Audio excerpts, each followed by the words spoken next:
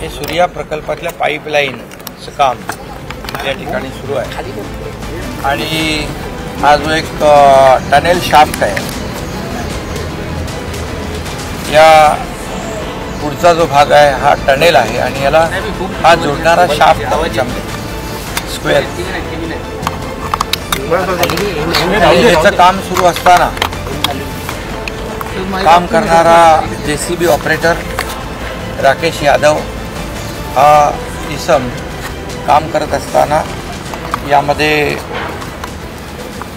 या बॉक्सची एक वॉल कोसळली आणि पूर्णपणे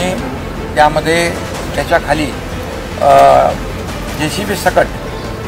हा ऑपरेटर यादव खाली गाडला गेलेला आहे। सुदैवाने काही जर समजा तो जीवित आहे, त्याचा मृत्यू झाला आहे की जीवित आहे हे पहिलं आपल्याला त्याला हे सगळं युद्ध पातळीवर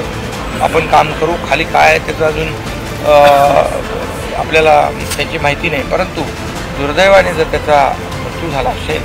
तर त्याच्या नातेवाईकांना जे L&T कंपनी आहे काम करते, इथे 50 लाख रुपये त्यांना आपण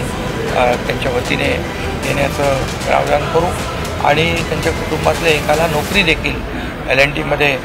देण्याचा निर्णय आम्ही घेतलेला आहे।